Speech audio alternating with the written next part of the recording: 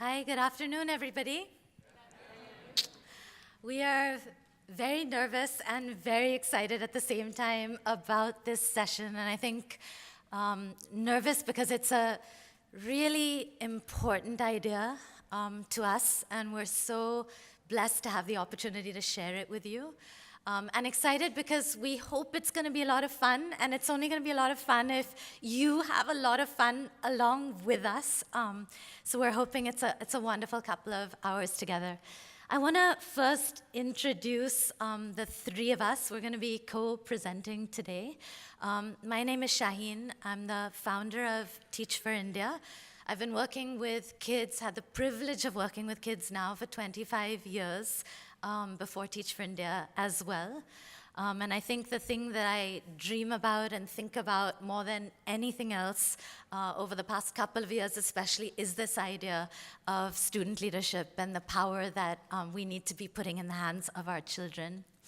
This is my dear friend and colleague Sanaya, who was a 2009 fellow, so that was the first cohort of Teach for India. We remember walking into institute with an external educator who looked at me and said, watch this one. She's going to go places. And she truly has put her heart and soul into the building of this idea of student leadership. And I'm very, very privileged to introduce Priyanka, who's a Teach for India student who was part of the Maya musical. She played the evil turned good snake called Scar, and she has a wonderful story and journey which she's going to share with you. So that's us, and we also have so many other people who've been at Teach for India at some point in the room, and we're really, really happy to have them and all of you with us. So I'm going to hand over to Priyanka first. Okay. Can all of you hear me? Okay. So good afternoon and welcome. Today's objective is to explore the what, the how, and the why of Teach for India's journey with student leadership. But before we begin, we would like to ask all of you to observe a minute of silence. In Teach for India, we really value the practice of meditation and silence just to gather our thoughts and, get ourselves ready for the session. So I request all of you to close your eyes and focus on your breath. Take a deep breath in, let it out. Take another deep breath in, let it out.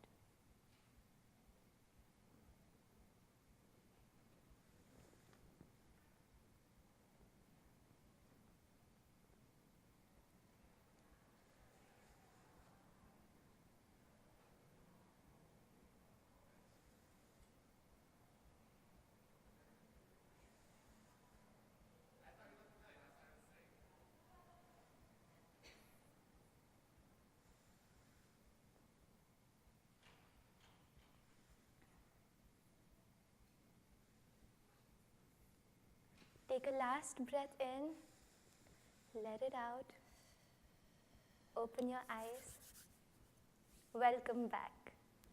Now we're going to do something really exciting and fun. Yes, we are going to sing. There are some really important things that we need you to remember while singing. First rule, everybody should sing. Second rule, be loud and proud when you sing. Third, very important rule, smile and enjoy yourself. And the last thing, think about the lyrics of the song and what it means to you. Okay? Hey, Priyanka, do you want to just check that they got the rules? You want to ask someone? Okay. What's the first rule? Okay, we'll go one by one. Loud and proud. Second rule. Everybody sings. Third rule. Smile. And the last one? Think about the lyrics. So let's just repeat the lyrics one time with me. This little light of mine, I'm gonna let it shine. I'm gonna let it shine. Okay, you have the lyrics with you, so please sing along.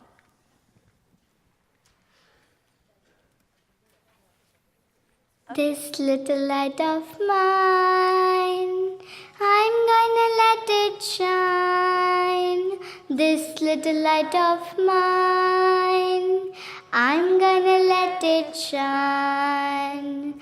This little light of mine, I'm gonna let it shine. Let it shine, let it shine, let it shine.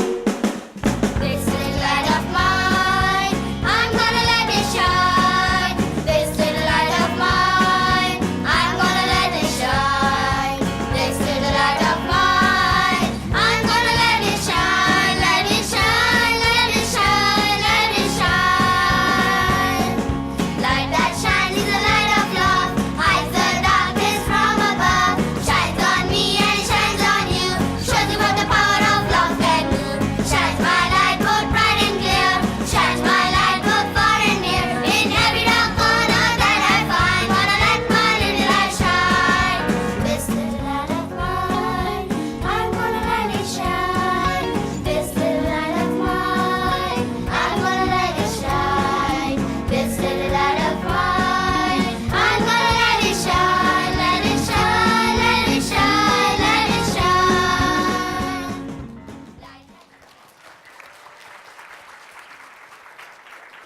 Good job, all of you. And now we're going to discuss what light means to you. So can a couple of people quickly share what they interpret light as? Hope, truth, love, self. Okay. So now I'm going to share a little bit about my story of finding my light. And when we were working with this concept of finding light, light for us was to discover our truest and fullest potential.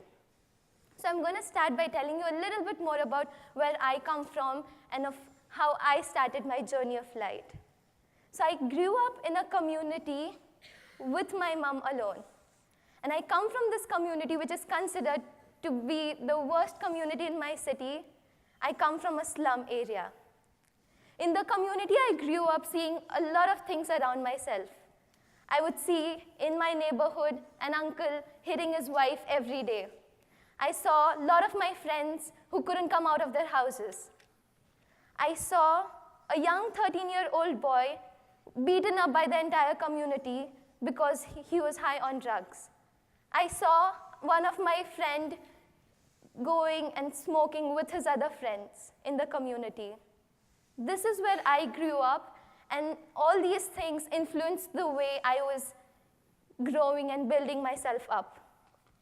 And 3 years back, I entered the Teach for India zone. I got selected to be a part of Teach for India's program called Maya, which was an experiment in student leadership and helping kids to find their truest potential. Now, when I joined Teach for India, I was like any other normal girl from my community, shy, scared to voice up my opinions. I was so scared that once when I was molested in a public transport, I couldn't speak a word. There were times where guys teased me during the evening and I couldn't speak up a word. And from that sort of a person, I started my journey with Maya and about finding my light. And with Maya, I realized that I entered this world which was very different from where I came from.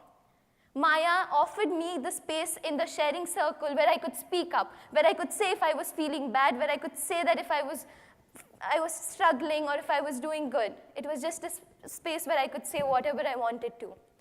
Maya also offered me the space to understand what true living is by giving me the opportunity and my friends to just go around in the world and to understand what's the importance of giving and receiving joy. So this, for instance, is an example like of just a memory from when we went around in the streets trying to spread joy and just give happiness in the community by just performing. So this is one of the instances where we did it. Now, I realized that Maya was helping me to find my truest potential in a way that I understood what my beliefs were. I had the confidence and I had my own mindsets and beliefs, which then led to another new journey. Last year, I got admitted into United World College, which is located in Italy.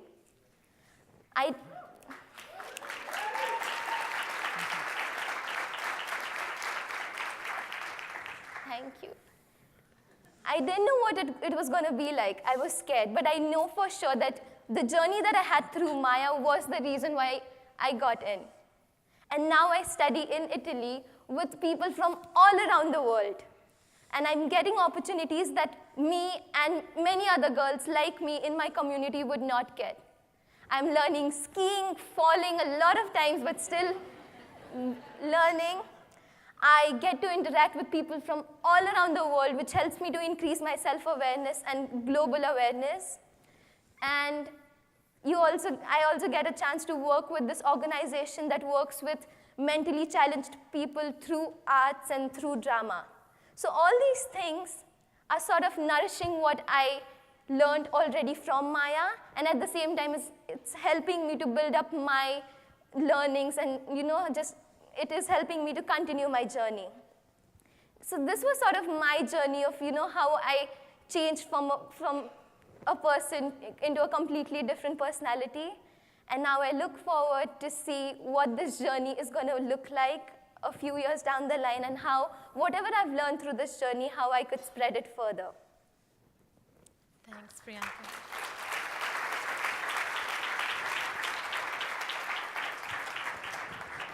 So that actually was the big idea of Maya, and I think there's no better way to see it than to experience it a little bit through the journey of a kid. But I'm going to take you through a little bit of the thinking of how this idea evolved.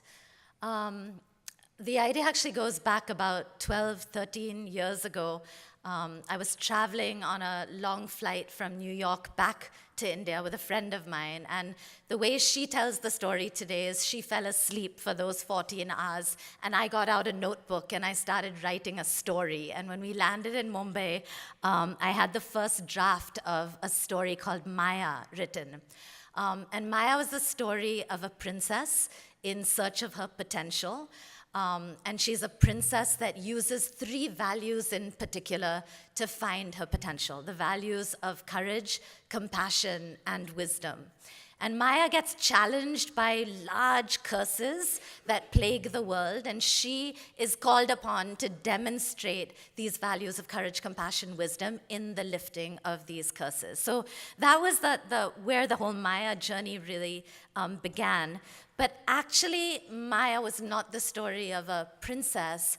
Maya was the story of every child, and the belief that every child is on that same journey of finding their greatest potential, or what we call finding our greatest light. And every child is called upon to find and define their character using the values that they believe in deeply. And every child is in search of their greatest purpose, and every child is developing towards being able to actually do that.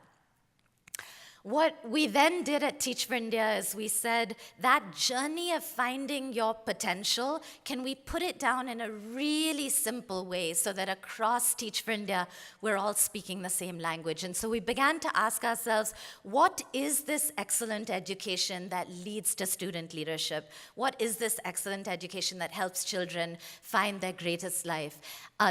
And we found that it was in the intersection of 3 things and the seamless integration of these 3 things that children could move dramatically forward.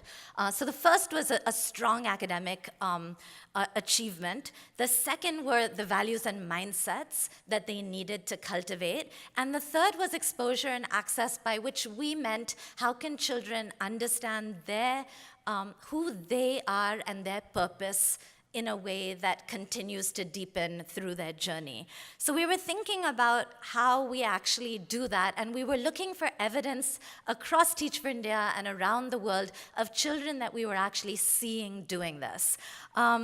And we met and encountered beautiful, beautiful, just countless examples of these children. Meet Kaja, he's a 7th grade student in one of our Hyderabad classrooms. And when I walked into the classroom, the teacher right away said, "You have to see Kaja's vision." And she pulled out a 4-page document of his vision. And I'm just going to highlight a few of the many points on those 4 pages. So what Kaja believes that he can do is raise money for daughters' weddings, because that's very important in our culture, to set up schools, to invent devices for handicapped people to make it easier, because in India it's not very friendly, to organize organizations to work together, because he felt there were a lot of organizations, but they're not actually working together, to end air pollution, to actually stop leaders, especially politicians, from fighting, because the country wouldn't advance if that was happen, and actually to make India a democracy. And this was probably 1/10 of a subset of things that Kaja wanted to do with his life. And my first instinct when I saw that was, oh my God, we have to bring this kid back down to earth, right? He's not going to be able to do all of this. And then my stronger instinct was, how can I possibly curb a child who actually has the idealism and vision to really change so much about the world?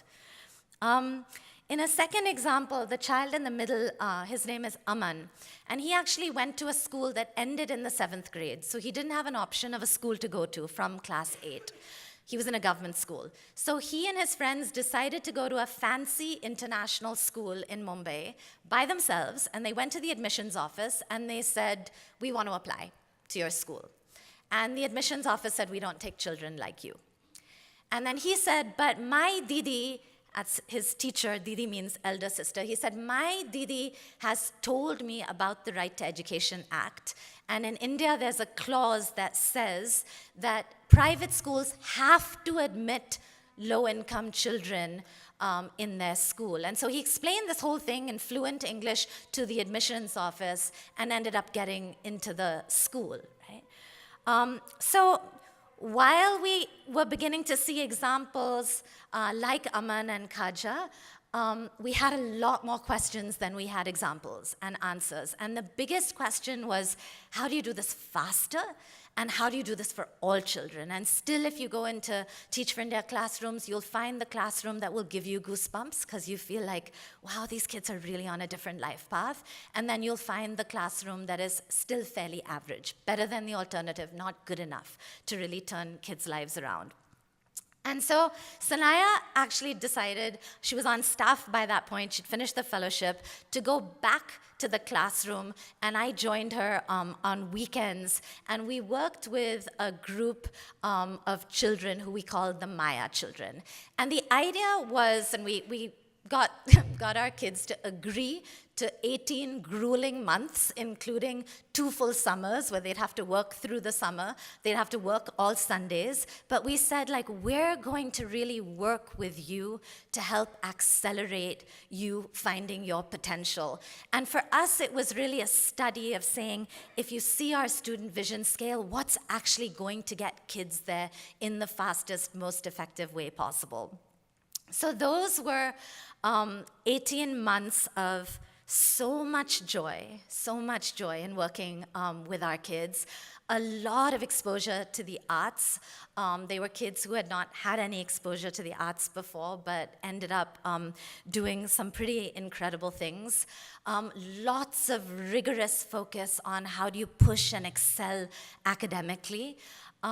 Lots of service, like going out and actually serving, like Priyanka gave you the example of sending them out onto the roads and saying, your job today is just to make people happy.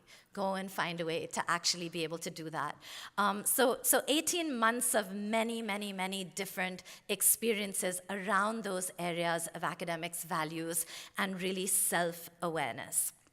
I'm going to show you a short clip that we took on the first day that we met our Maya children to show you a tiny, tiny 1-minute glimpse of where they were when we started.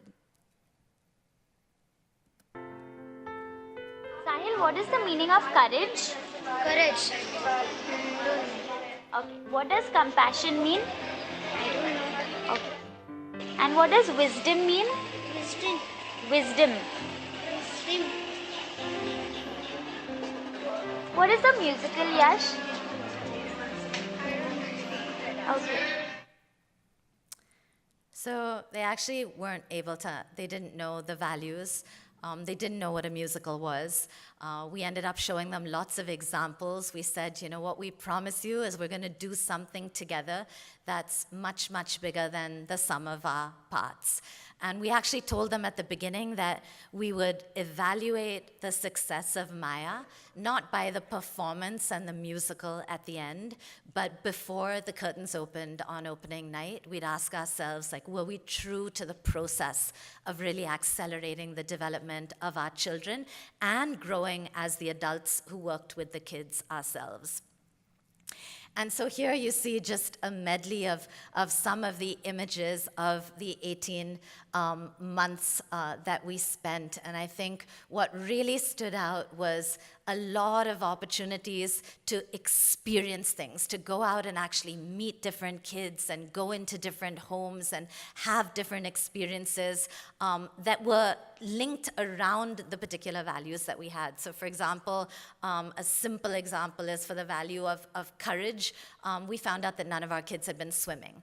And I remember very clearly the day when Sanaya, we were on a retreat, and I said, Sanaya, are you sure they're all going to swim? And she said, they're all going to swim. Tomorrow morning, 7:30 in the morning. She just got up there and she said, all of you are going to be in the pool. 7:30 in the morning. If you're scared, that's fine. It's an opportunity to practice courage. So many, many hundreds and thousands of experiences like that. And then along with the experiences, really teaching them and working with them to reflect deeply on the experiences. So what are you learning about yourself through that experience? It doesn't really matter whether you're able to swim or you're not able to swim. What's more important is what are you learning about yourself if you're hesitant to swim? And what is that telling you you need to be doing differently? We're going to show you now a video that tries to encapsulate a little bit of the Maya class, which happened weekdays, but also weekends, Saturdays and Sundays, in addition to the school that the kids actually went on. And then in the video as well, a little bit of a snapshot of what it ended up being with the musical as well.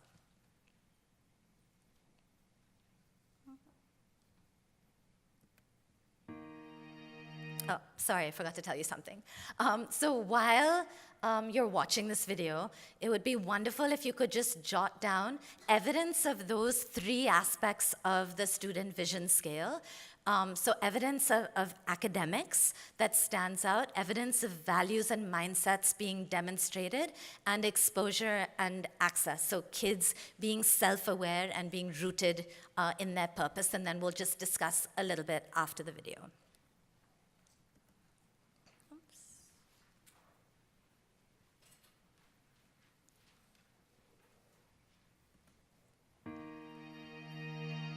I think that every one of us is extraordinary and every one of us has a unique thing, and it's important that we all find that gift. Maya is basically this larger-than-life musical that we're putting together with our children. It's proving to the world what kids can achieve given the right opportunity, but it's also trying to understand what an excellent education actually looks like. So Maya goes on a journey where she has to lift 3 curses from the world using the values of courage, compassion and wisdom. She begins to find herself and her true potential. And similarly, all our kids and us, we are on our own journey of understanding our own true potential and finding our inner light. My favorite thing about Maya is that whoever comes to class can think what he wants to think, can be what he wants to be, can feel what he wants to feel. Each individual child and person finding their own individual potential, but what that does is help us collectively as a group just shine brighter. One thing that I like from Maya is our sharing circle.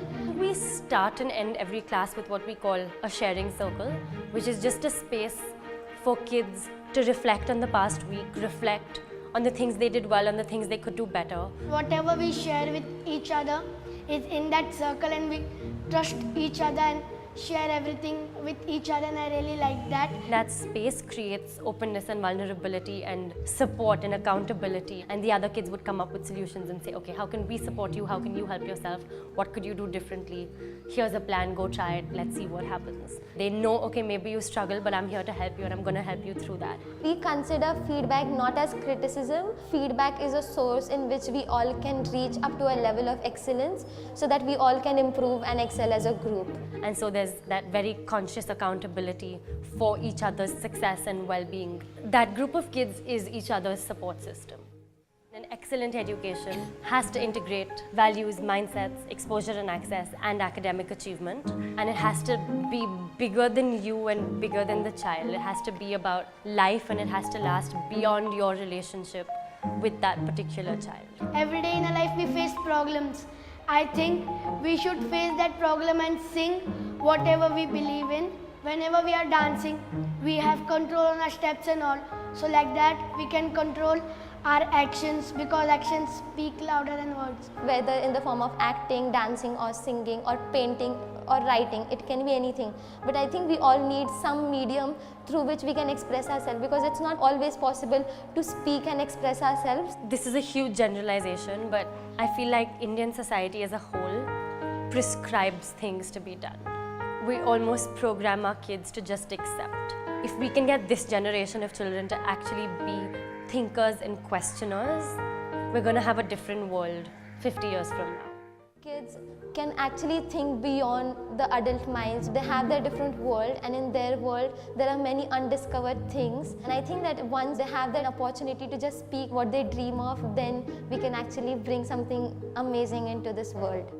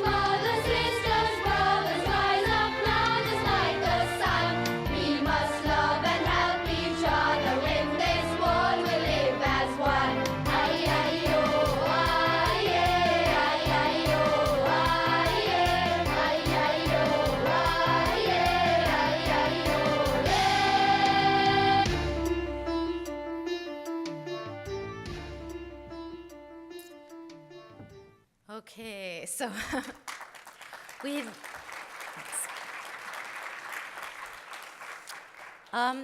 we'd love to give you 3 minutes now, just with the people around you, to just talk about what's on your mind right now. Like watching that, thinking about the 3 aspects of the student vision scale, like what's on your mind, what did you see and what did you feel as you were watching that film? Yeah, so in groups of maybe 3 or 4 with the people around you.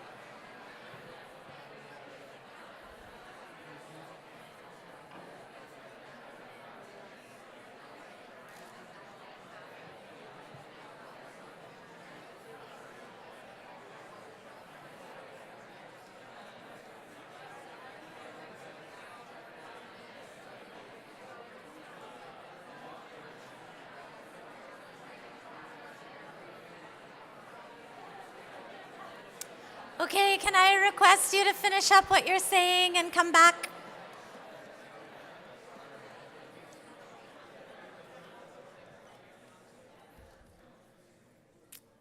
Thank you. I'd love to get just 3 or 4 people to share anything top of mind. If you can either shout really loudly or run to the mic in the middle, or there's a mic here. Yeah. Hi, everyone. I'm Sherilyn, 2012 Connecticut Core member. Woo. Yeah, so we all talked about the different things that we loved, but the one thing that I think we all had in common was the sharing circle. We really thought that that was a good idea. Bringing people together as a community, sharing their thoughts, and we also talked about how we can incorporate that into the daily, if you're still teaching or, whatever you are doing at this point, whether you're an alum or a current core member, how we can incorporate that now, because it is something that we all seem to value. Yeah, thanks for bringing that up. And actually, interestingly, at TFI now, we're doing that at all levels, not just with kids. So you can do it with your teams as well. But we focus on 3 things in those circles. We say the circles are a space for support, inspiration, and challenge. And if those 3 things go hand in hand, it can be very powerful with any topic that they talk about. Yeah. First of all, I'm really, really proud of you guys. My name is Indu.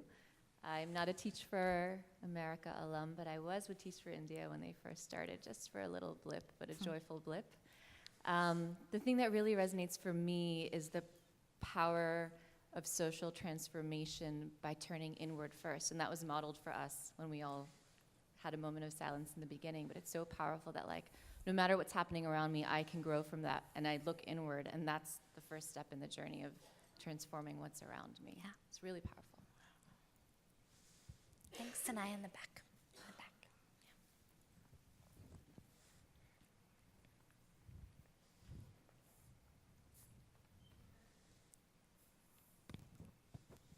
Hi, my name is Melissa. I'm Miami 2010.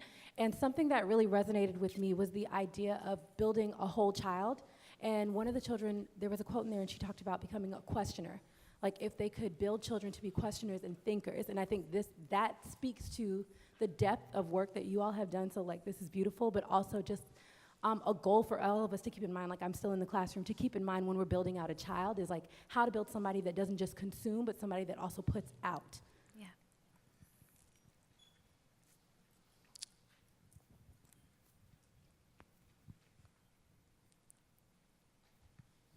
Hi, my name is Geeta. My team here, Trenda and Ricky, here we discussed something that was very important, how it was so beautiful that education was taught in such a holistic manner with art, with everything together, and it is so beautiful, and I think that education, people get educated much better, and it's more exciting, it's more fun, and kids learn more, actually. And I have a friend who actually teaches math with art, and their levels of, they can, it's like a 4th grader can do calculus. So it's amazing to see that you guys are doing that. It's beautiful. Okay, I think one more. Yeah. Hi, I'm Anita, and I'm a current staff member with Teach for America. Anil and I were just talking about the idea of questioning again, because I went to a good school in India. I went to a good private school, and I know how many times we would ask a question and the teacher would immediately say, don't ask questions. I'm your teacher, I told you so you do it.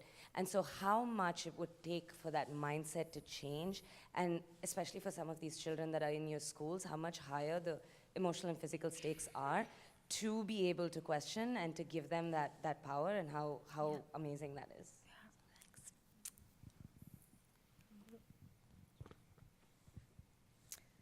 Okay, so we've been thinking a lot about what did we actually learn through that process, and I'm going to hand over to Sanaya and Priyanka to take you through that. Thank you guys for sharing. That was really beautiful. So from our work over the last 2 years with the Maya kids, we identified a lot of key practices and underlying beliefs. So whether it was questioning or the sharing circle. And to bring to life some of those, we're going to put some of them up, and I'm going to ask Priyanka to talk through a few of her experiences with them as well.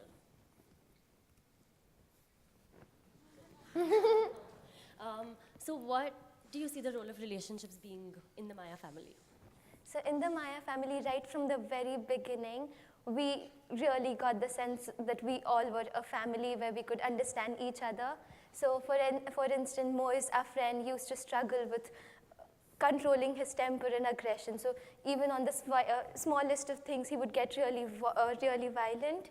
So as a family, we decided to talk to him, to understand his state of mind, to give him to be patient towards him, and just to create a support system for him to grow himself and to help him while he's going through the transformation. So now if you see Moise, he's really conscious of what he's doing and about the consequences of his actions. So this is a sort of support system, and we built through creating strong relationships in the group. Thank you, Priyanka. And I think what's really beautiful is that initially the relationships of the kids were with us. So if they had a problem, they would come to us. But very soon they started going to each other. And like she said, really became that support network for each other and still continue to be that, which is really powerful. And how has reflection helped you personally? Okay, so since the very beginning, it was very important for all of us to reflect on whatever experiences we were getting and observe really how we were feeling and what our behavior was like in certain situations. So we would we would have a reflection journal where we would keep an account of whatever we did, or just reflect on whatever we did. And then there were also circles like these where we would have like a collective reflection. So for me, reflection has been really important, especially for the transformation that happened within me. So earlier, as I mentioned, I was not able to speak up for myself, but I remember that through continuously thinking and observing that I wasn't able to do it, there was this instance where I was walking on the street and there was a random boy coming up to me and who started teasing me. And that was the first time that I could ever speak up for myself. And that for me just is so important that now I can actually speak, and that shows how just observing yourself is so important to bring those small changes within yourself. Thank you. I think also, can I just add one thing? I think for me and Sanaya, just being part of some of those sharing circles and seeing the vulnerability that the children were able to demonstrate in being able to share such personal things and how that built trust within the group. It really, I think personally for me, like one thing I wasn't prepared for at all was 3 months into this process feeling like I've got a new family, but children were able to say things like, society judges me because I'm too short, or I'm too dark, or I'm in a new school and no one accepts me, or now I'm different in my community. How do I deal with that? Like really, really important issues. And I think those issues allowed them, again, other children to ask questions, to understand those issues better, but mainly like sought to really get them to understand the value of building those enduring relationships and the value of being able to be your authentic self in a circle with other people. And can you tell us a little bit about the opportunities you've had to actually develop and share your voice? Okay. So there were times where we would get the opportunity to talk and interact with people at different levels. So for example, we attended the Southeast Asian Rotary Summit that took place, where we got to perform in front of the audience of 1,000 people. And there were also instances where we got to attend an educational conference called Inspire It that is held by Teach for India each year, where we got the opportunity to actually speak to the education policy makers of our country and to voice our opinions. And I feel like these experiences are important because as kids, we know that our opinion counts and that whatever we say also has value. So I feel like these experiences have really helped us to understand that we do have a voice even though we are students. And another example within classes, at the end of every class, we have a feedback session where we give feedback to ourselves, to the members of our family, and to our teachers, which also makes us see that we have a contribution to the class and increases our contribution. Thank you. And just what role has joy played over the last couple of years? So everything that we do in all the sessions we had and all the experiences that we experienced as a group, the most important part of it was joy and just having fun and being there for each other. I remember when we did the shows, we would get up at 5 o'clock and finish everything by 1 o'clock or midnight. And even then, in the bus, we would be singing songs to make sure that everybody is happy, to make sure that everybody was doing good. And then in all the classes we have, there's always the arts, performing arts coming into play, which also helped us to, just enjoy and go with the flow in the sessions. Can you share a few examples of integration in the learning that you've experienced? Okay. So as Shaheen Didi mentioned earlier, that the main aim of Maya was to integrate academics. What's the second one? Values and mindsets. And does anyone remember the third one? Exposure and access, exactly. So all our classes were the integration of all these three aspects coming together. For instance, when we did the musical, we had this song called Hey Monkey, where all of us had to play the characters of the monkeys. So we saw different videos of different types of monkeys, and we observed their behaviors, and then we created our own masks for the monkeys. So this is an example of how everything sort of came together into whatever we used to do. Another example is when there was this time where we were talking about HIV and AIDS and how it spreads. So we had a really scientific discussion of how it happens and what is the world doing about it. And the next day we paid a visit to a home that served the kids who suffered from HIV. So this sort of shows how we understood things, and at the same time we actually experienced what it feels like to be excluded, and we understood the importance of compassion and values. So that's how things came together in classes. And last one, can you share a few ways that we tried to focus on excellence through class? So excellence for us is a never-ending journey, and the purpose behind everything that we do is not to just be stagnant and be good, but to push ourselves to go up to the next level. And in some of the ways that this happened was after every run-through or after every rehearsal, we would push each other. And we did focus on the good things that we did, but the aim was also to focus on the things that we could do better and to emphasize on focusing on those areas of development. And another example of excellence that comes into my mind is, first I thought I couldn't sing, and I still feel I cannot. But I remember the whole team and my teachers relentlessly just helping me and pushing me to tell me that you can sing, you're just not trying hard enough. And in the performance, I ended up singing on stage, and this sort of shows, how over the team... 10,000 people. So this shows how we pushed each other to just excel as a group. Thank you. So like I said, those were some of the key practices and beliefs that we pulled out from our work, and we're now really thinking about how do we take all of that and spread it to our teachers across Teach for India sites. So it's the second phase of Maya that we're calling Maya 2.0.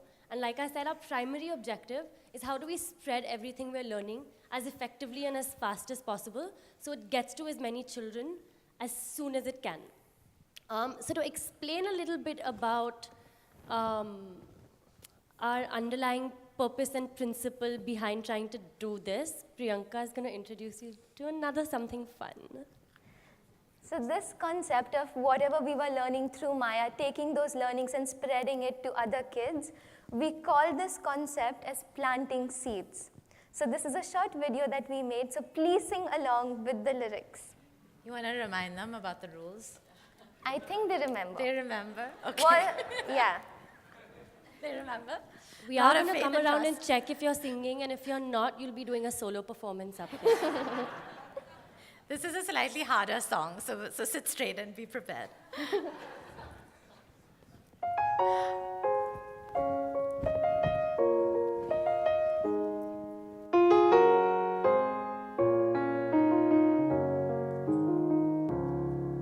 I spent a long time running, I never knew then what I know. See, I knew they'd forget. Now. Loud! That the fruits, they always come in, but you can't go around just knocking them down. It takes a long time to show in. We plant the seeds then and we look at them now. But the roots are always growing, no matter if I'm there or never around.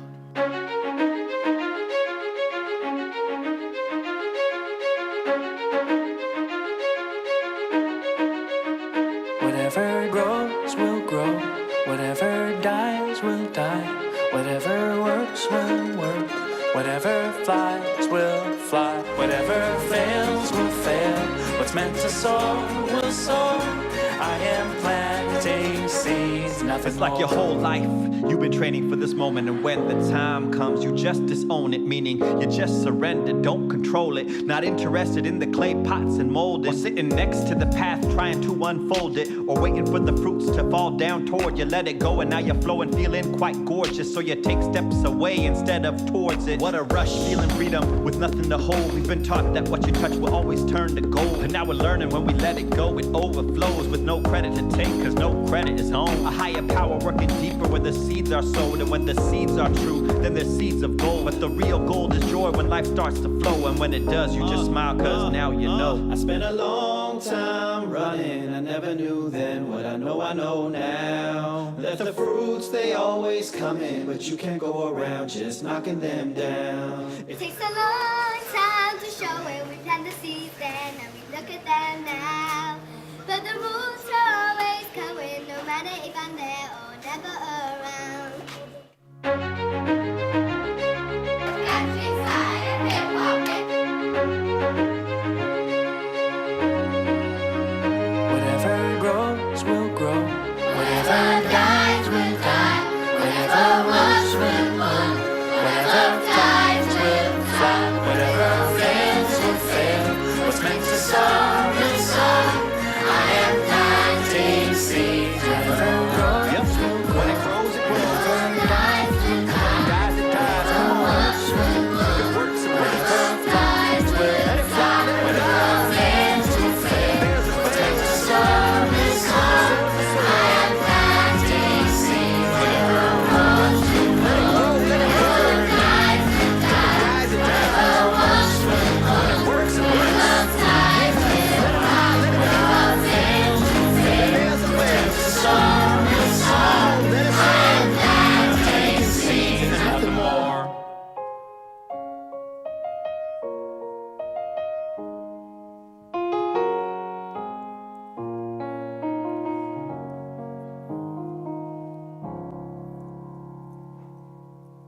Priyanka, feedback for the group?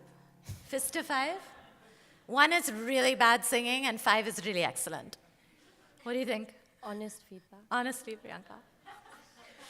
Honestly, come on. You just said you believe in feedback.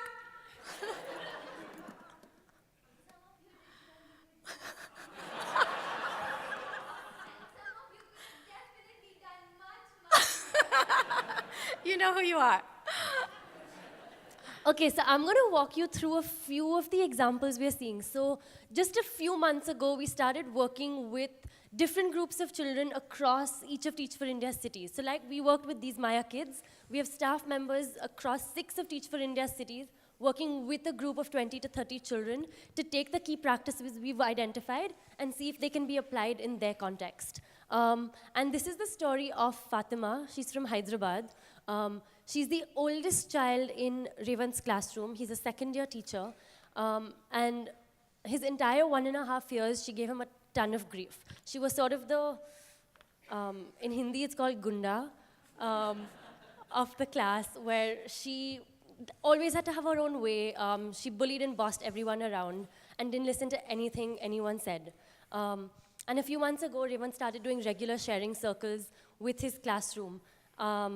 And one day, Fatima just absolutely broke down. She started sobbing. She openly shared the problems she was facing at home. She explained why she behaved the way she did. She asked the group for the support she needed to change in ways that she wanted to change. And she said that irrespective of whether Revan Bhaiya was there or not, she knew her friends would be there to support and help her. And this was after being a part of the circle for just a few months. So we're definitely seeing evidence that these key practices work, and they work across multiple contexts. And this is a group of children from Chennai. They had the opportunity to perform for the mayor of Chennai. So we believe that giving children an opportunity to perform, voice their thoughts, opinions, feelings as often as possible, gives them just more practice to do it and helps them do it better and better. So these kids had 4 days to prepare for the performance. They didn't know they were supposed to do it. So they obviously learned a ton of teamwork, grit, perseverance. But they also shared their stories with the mayor, explained how far they had come, what they were learning, what they were doing. And he was so impressed that for the first time, the government of Chennai donated 1 crore, which is about 10 million rupees, to Teach for India, because he wanted this to be happening with more children. Yeah. And this is a poem that one of the kids in Bombay wrote. They were discussing education, and their teacher asked them all to write at the end of it what their understanding of an excellent education was. I'm going to ask you to read that out for us, please. Okay. Is everyone focused? Eyes on the... I'm just kidding. Education is a seed that we are planting. With hard work and effort, the plant will grow, then the roots will grow. And the knowledge will spread, and little by little, we'll get fresh fruit of success. And when the tree is tall and the mission is complete, the fruits will be the inspiration for others to come and eat. The Maya Mumbai children. So, as she says, the idea, as you also sang, is all about planting those seeds. But we're thinking about how do we do that more explicitly and in a more focused and driven way. And so Shine's going to walk you through that a little bit. So I think all of these examples, and we were able to obviously scratch the surface in the session today. I think that the common trend for those of us involved with the kids has just been so much inspiration and so much belief in what our kids can actually do. And I think that's sort of taken us to where we are today, which is this new, very large dream that we have of creating a student movement. What I'm going to do first is show you a snapshot of a few children to give you a sense of the little acts that we believe will lead up to this movement, and then explain a little bit about how we're thinking about the movement. So again, if you can just jot down as you're watching this, what are you seeing and what are you feeling?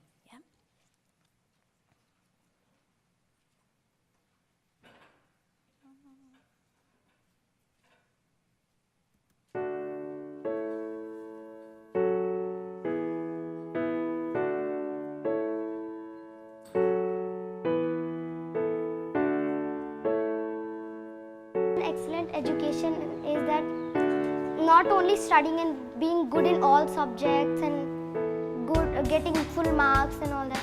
For me, an excellent education is getting full marks in your values and inside your heart what type of person you are.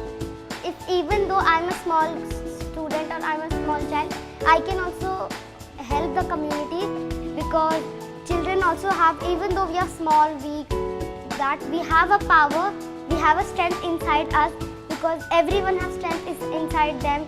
So, but they just need a time when they could show their strength. My name is Savita and I am from class 7 and I am a part of SMC member. So assembly, I think, mainly has to do a lot of things to progress the school and to look after each and every problem of the student as well as the teachers and the parents. So I mainly have to ask all the students what is their problem about studying or teachers or something else, and I have to present all that in the SMC meeting. My goal of my life is to become a paleontologist, because I know more about dinosaurs and I want to find dinosaurs. I actually want to become a better human being, because I feel that apart from academics, apart from becoming a doctor, engineer, teacher, being an excellent human being is really important, because then these are what professions, and and after some time you might retire, but an excellent human being stays till we are there on this earth. So I would really like human being and help people around me. I think today I consider myself very fortunate to speak out because I really feel that when we have discussions about education, we all think what the great policymakers think or what the others or what teachers think, but I feel that you all should consider what children feel about education. This class has helped me realize that there's so much more to myself and there's so much more that I still have to accomplish. I think it's helped me find who I am because it makes me feel more connected, like more conscious. During this class, I've learned a lot. I've learned how to stand up for myself, be an empowered individual, and how to come with my community and share with them. Teamwork is most important because in teamwork, if we are together, we can do anything. On Gandhi Jayanti, we hug people. No one hugged them anytime, no one. And first time we hugged so many people. It felt that how difficult to hug strangers, and when we hugged them, it felt us also nice and them also nice.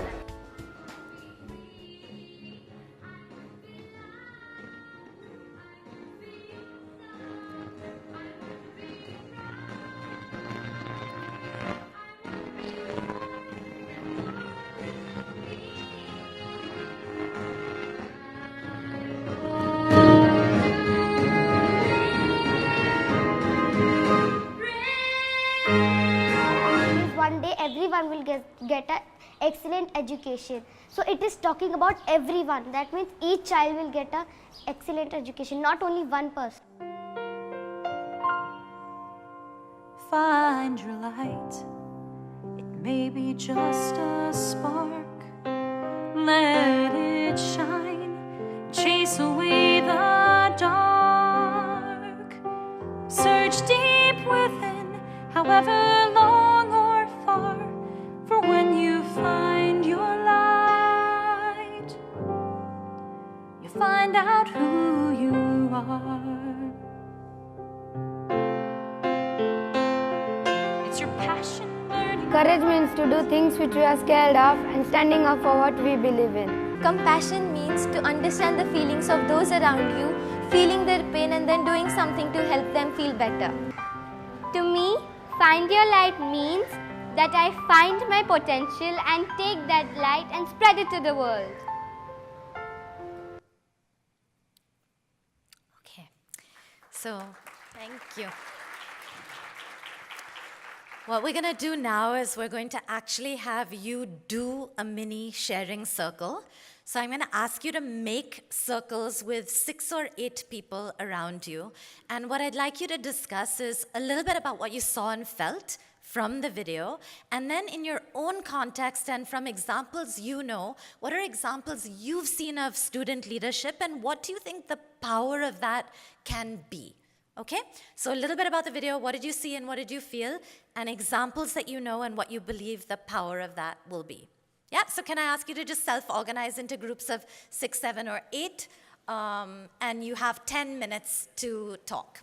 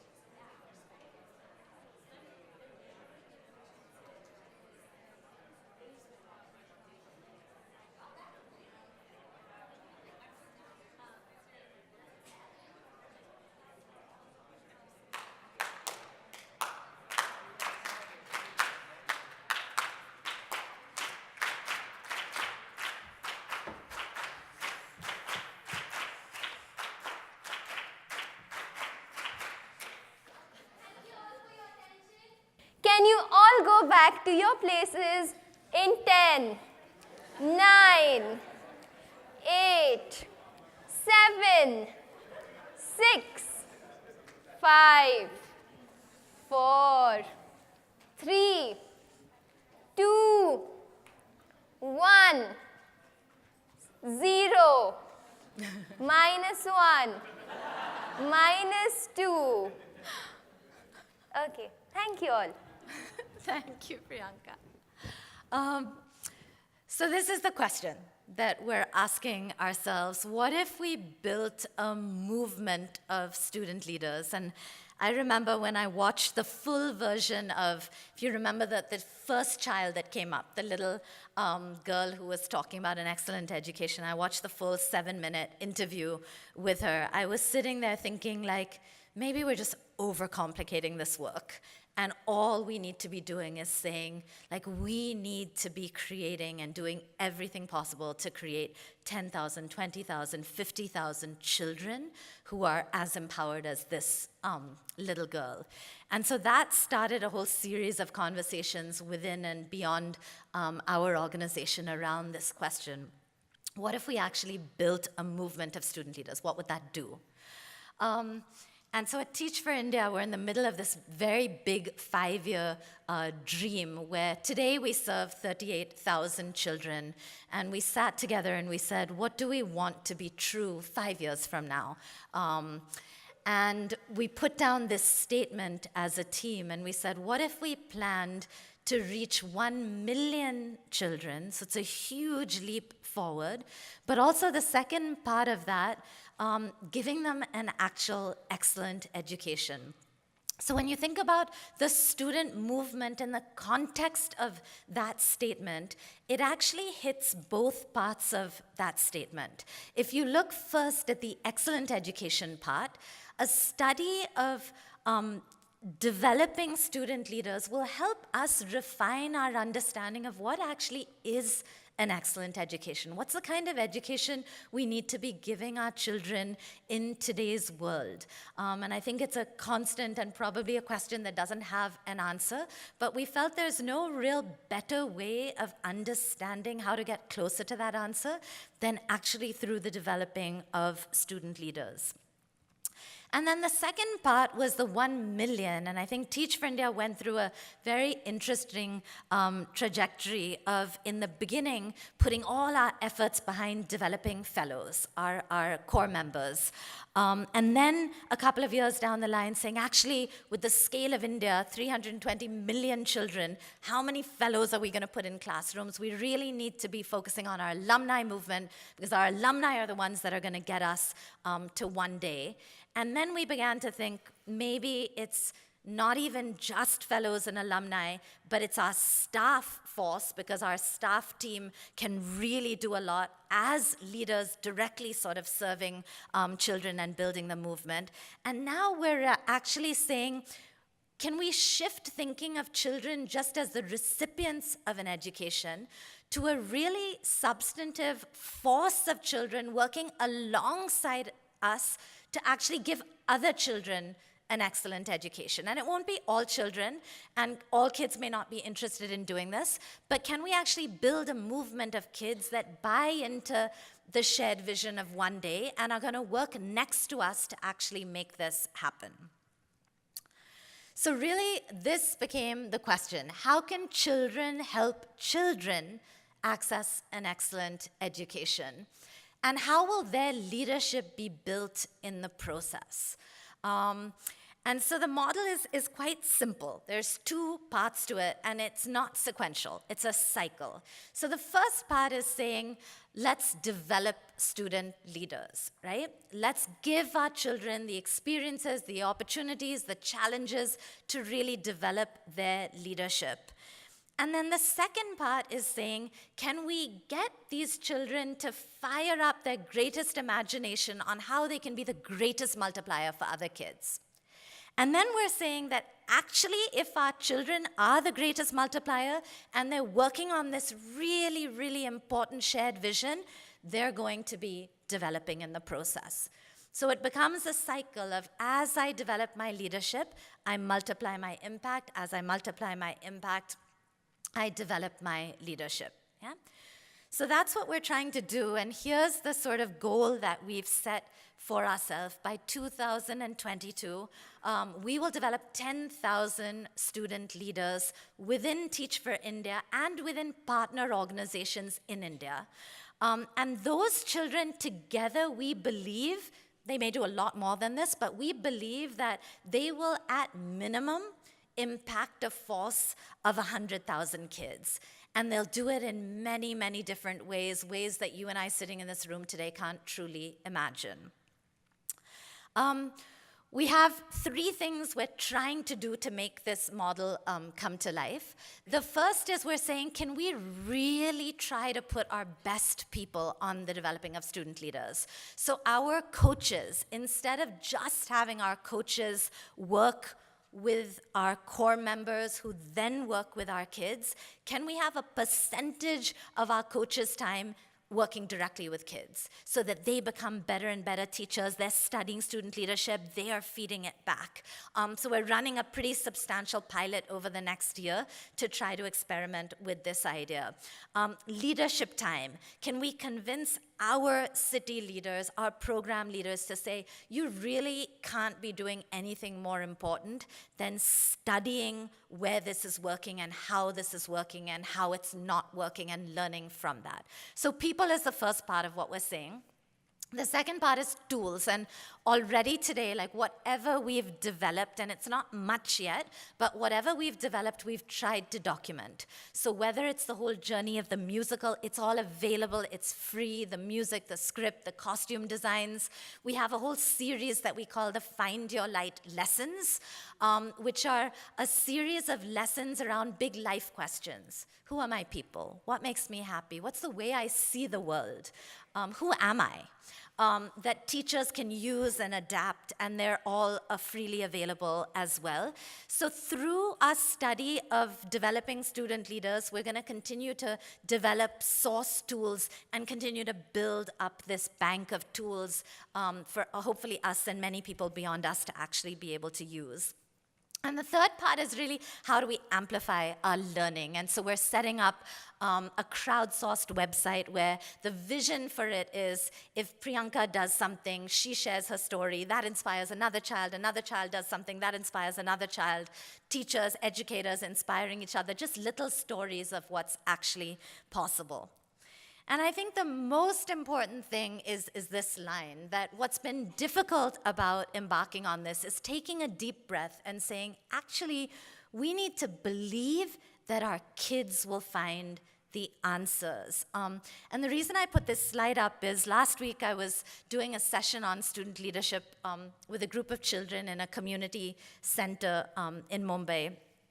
And I told them about this model of develop and then multiply. And when we got to the multiply, we broke them into groups similar to what we did just now. And we said, if you had to multiply your impact, what would you do? And these were some of the things that they wrote down, but it was so interesting, the things that they said that they would do. For example, they said, a lot of the reason why children in my school don't concentrate fully is they're not physically strong enough.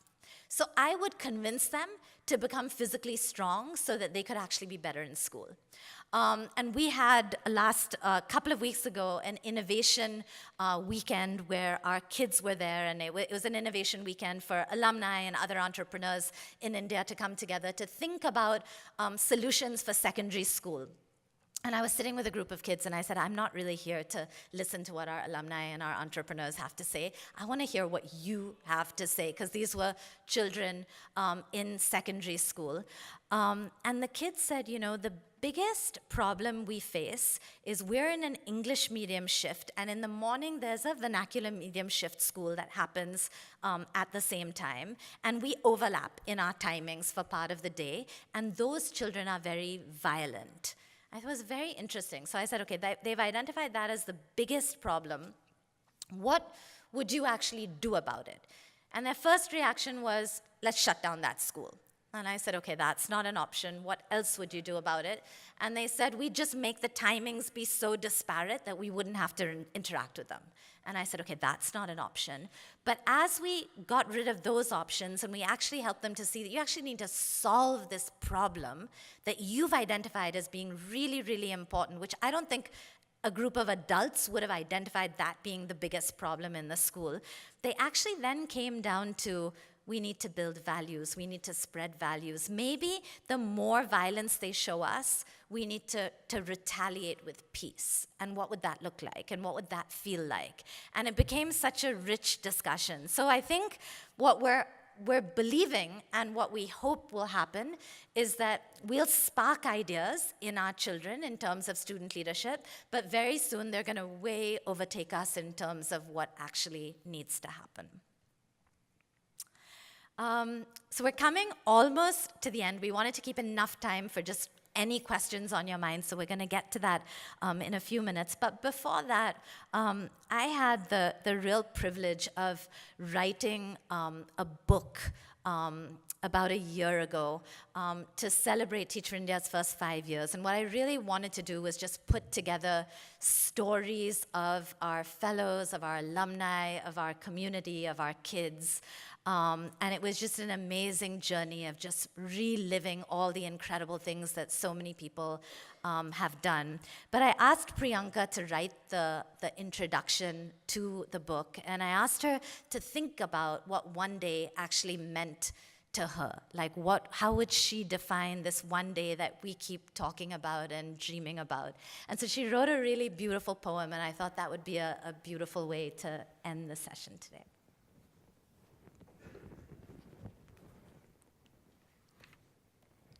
"50 years from now, I woke up from a dreadful dream, let out a loud and fearful scream. I saw every child in school following all the schooly rules. They listened and remembered it all. B-A-T bat and B-A-L-L ball. Their imagination and thinking was dead. This is where their education had led. My eyes now open, I jump from my bed. I thank the Lord and clear my head. I want to know if my dream was the truth, so I set out to go and meet India's youth.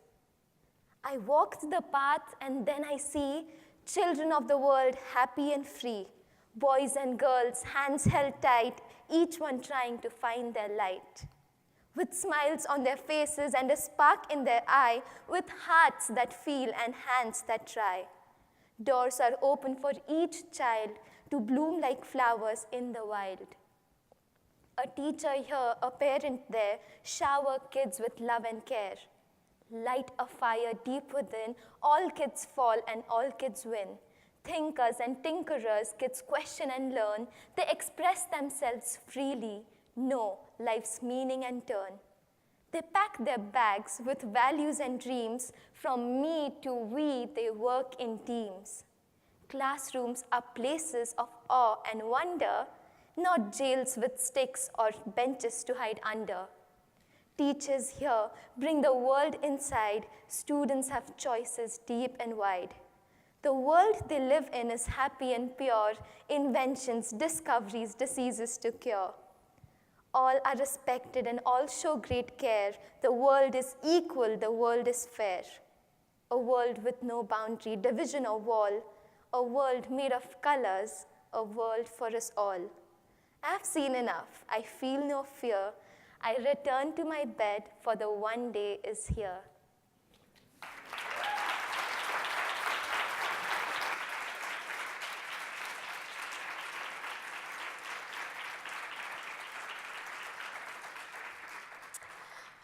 Okay, so we're going to open it up for about 10 minutes of questions.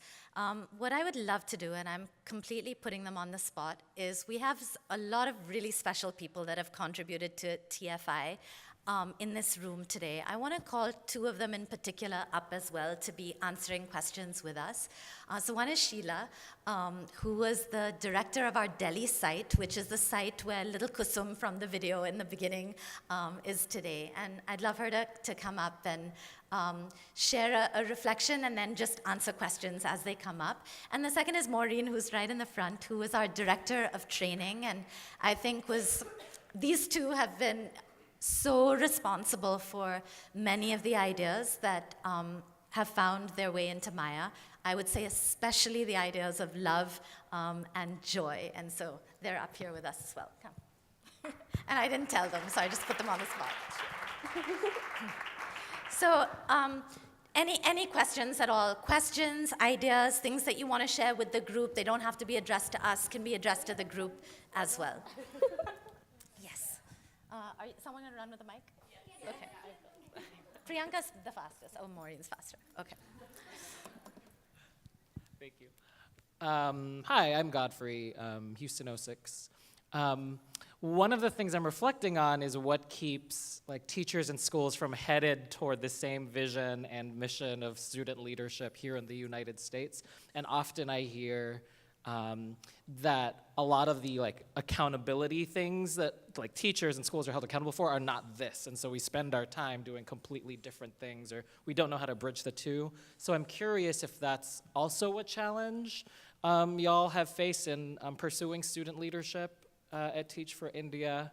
And if it's not, then what has been a challenge, the pushback you've received, et cetera? Sheila, you want to take this? Because I think it's interesting with both perspectives. Okay. Yeah?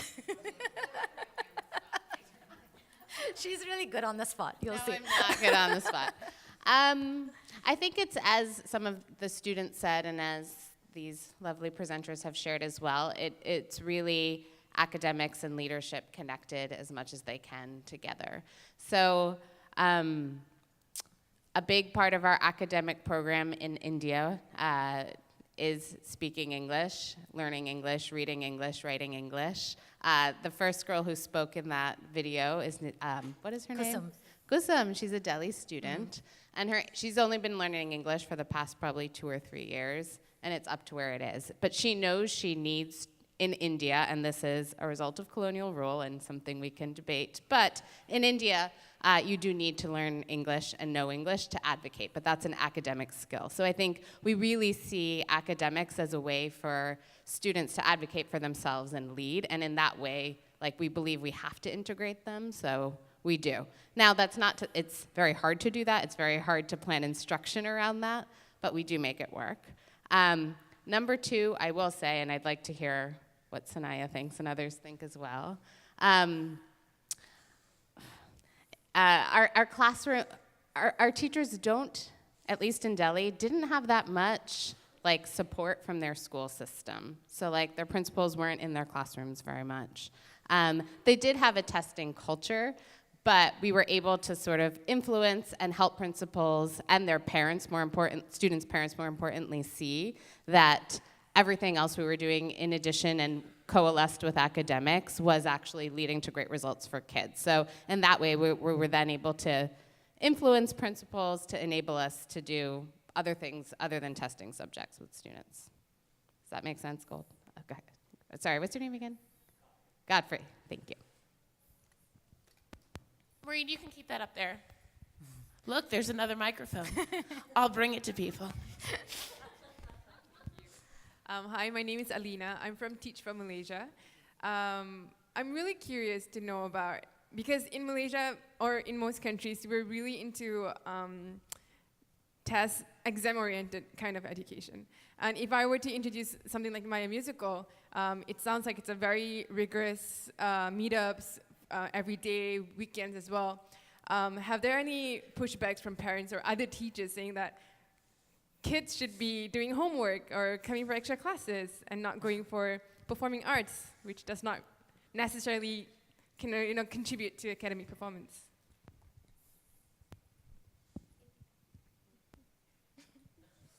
She has her own mic. Okay, so I think all the kids in Maya really faced this problem a lot. It was difficult at times to explain to people what we were doing at Maya, and it was difficult for other people to understand the point behind it. And at the same time, it was difficult for us to sort of maintain this balance between our school and the things that we did at Maya. But we could see the impact that it was having. And I think the results, there were some concrete results in the progress that we showed in our academics as well, which were enough to tell our teachers and our parents that Maya was actually helping us. So, and you can see the results and you can feel the results. So it's easier for you to understand the point behind it and to manage both the things together. Yeah, I think just to add to that, thank you, Priyanka. So the kids really worked hard. So they went to full days of school, and then they came to us after school 3 times a week. They spent 6 hours on Sundays with us. Every public holiday, every school holiday, they were with us for class all day. We spent 4 weeks living together every summer to get more intensive time with them. And I think, like Priyanka said, it was really hard. So one, it was hard to explain to people why they were coming and what they were trying to do and why they spent so much time singing and dancing, and no one understood that. But it was really hard on them. So we had to do a lot of stuff on nutrition and eating right and sleeping right and helping them make timetables to do their homework. But like she said, the kids saw the difference and loved it. Thank you. And then the parents also saw the impact it was making on them. So from tiny things like boys waking up in the morning to sweep the house, to, like Priyanka said, on average, the Maya kids did 80% better than other Teach for India children in their own classrooms academically. So they were seeing very tangible results along with the softer changes that they were noticing as well. I think I just want to add, because I think a lot of our countries face similar problems about education having become very much about job readiness and nothing beyond. And India is particularly like that. Like in India, they actually changed the name of the ministry. The Ministry of Education used to be called the Ministry of Education, and they changed it to the Ministry of HRD. And the vision changed from creating better human beings to creating better human resources. So you can understand like how exam-driven we actually are. I think it's our greatest collective challenge is to change the way we think about the purpose of education. And I feel like this is a really powerful way, student leadership, to be able to do that. And I think it's going to take us being really, really creative, whether it's a combination of in school, after school. Like, we tell our fellows, you're only getting 4 hours of instructional time. Figure out a way to get the kids to learn at home, figure out community centers, like do whatever you need to do to actually be able to stay true to that widened purpose of education. Yeah, of course. Sorry. So I hope you don't mind me sharing this. Not so at all. You don't know what I'm going to I don't say. know. I was in the room when our board, Teach for India's board, unanimously shot down the idea of Maya. And it was so heartbreaking because Shaheen had her heart set on it. And I was like, wow, well, that was a really good idea. But, moving on, Shaheen was like, no. Funders shot it down, the board shot it down, and her belief was so, so strong. And I just want to highlight, like, it takes being a little bit crazy and being that bold and believing in something that much that your board shoots it down and you decide to go ahead with it anyway. So just wanted to highlight that.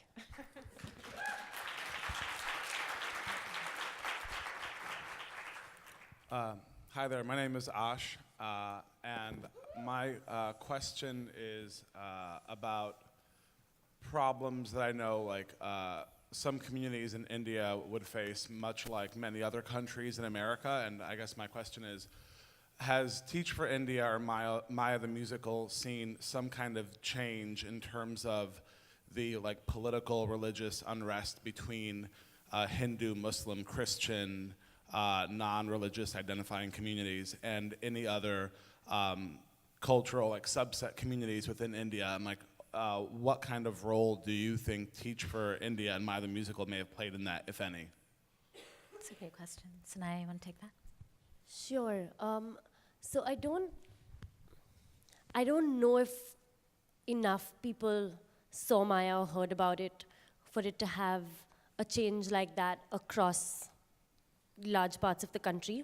But I think within our class itself, we had Hindus, Muslims, Christians, Parsis, Sikhs, Buddhists, people from multiple different religions. And there were different levels of acceptance or non-acceptance. And I think what definitely did happen by the end of it was that it didn't matter at all, and that these kids realized it didn't matter. So we actually still had some of our parents saying, I'm not going to send my Muslim kid to class, and he shouldn't be sitting next to this one. But those were conversations we had separately with them. And the kids I think the kids get it. I don't think it's an issue with the kids. And I think very soon the parents got it as well. I'm not sure, and I don't think that it did have an impact beyond that across the rest of the country, but we saw a huge impact within the classroom. I think also from the audience lens, I remember at the end of the musical, we showed a 3-minute clip of the making of the musical to the audience, and it was a very mixed audience, and the kids did 10 shows to 10,000 people. They got standing ovations every show, and people were, 90% of the audience was just in tears. And I was reflecting on why that was, and then spoke to a lot of the audience members. It wasn't about the show, and it wasn't about the quality of the show. It was really about being able to see what's possible with kids. And I think in a way, even though I think Sanaya is absolutely right, we haven't done enough yet to have a larger impact across India. But I think what it did do is when you believe that something like that is possible, it makes you believe that other very intractable or seeming intractable social problems are possible. And I think people left with that, the people that were touched by it. And I think our hope is that if we're able to collectively shift the purpose of education and raise a generation of children that are more holistic in their beliefs and their character and their understanding of themselves, like those things have to shift.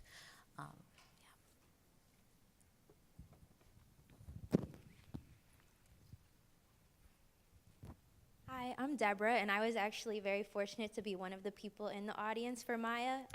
It was my first week of going to teach in Mumbai, and I was there for several months, and it was incredibly inspirational. And so having seen the caliber of the performance, there's no question in my mind that it has to put your students on a different trajectory. And seeing as this is a case study, I'm curious what you all are doing to follow up on what are the roots of success the students who have participated in Maya are going on to do. Yeah. Great question. Sanaya, you want to take that? Sure. So Priyanka's here. So we had 5 kids who were in the 10th grade, and the rest of them all in school. So we worked with kids from 8 years old to 15 years old. So Priyanka and 4 other children got scholarships to the United World College. So one's in Armenia, she's in Italy, there's 2 studying in Pune city. But I think what we are seeing with all of our children is that they just have a much clearer understanding of what is important to them, of who they are, of the values they want to live by, and a deep-seated belief that they can and must make things better for people around them. So in tiny ways, like kids leading classes in their own home for other children, to directing plays and dramas in their schools. They're all doing things that matter to them and are important to them to spread the things they've learned. And actually, Priyanka and I were just talking earlier today where we have only a few, so we're still working with that group of kids, but we have only a few of them who still come into class, as in a classroom space with us. And she was like, Didi, why have they stopped? And why are you not making them come? And what's happening? And we were talking about how we felt like they were actually ready to move out of that sort of safe space and begin to explore themselves and put to test almost the things they believe and know and value, because it's very different to sit in that circle and say, I'm going to be courageous, and it's very different to go to school when 25 of your friends are laughing at you for being courageous and do it anyway. So we're following their stories in that sense. We're still working very closely with them, actually. And those of us who have flown are doing really well. I think we've actually run out of time for questions, but Priyanka is going to do a quick letting you in pairs share, and then we'll close out. Okay, reflection time. So find a pair, find a person to partner up with, and on a scale of 1 to 5, give yourself a number based on how much you think you learned and took away from the session today. So 1 being you didn't learn anything at all, to 5 being you learned a lot and you're carrying a lot of things with you today. So give yourself a number and share the number and the reason behind it with your partner, please. Okay, 1 minute.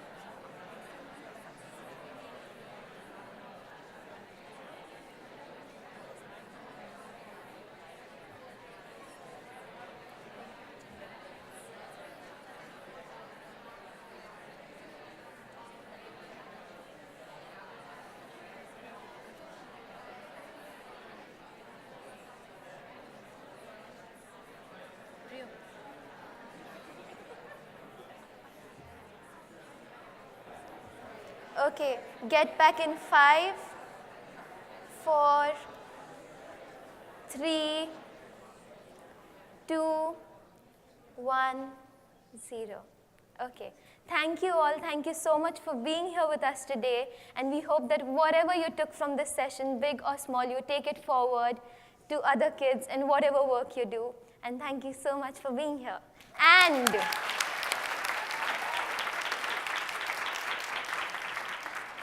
the most important part of the session, please fill out the feedback forms for us before going out, and please give the forms, and we'll be here around to answer any questions that you have.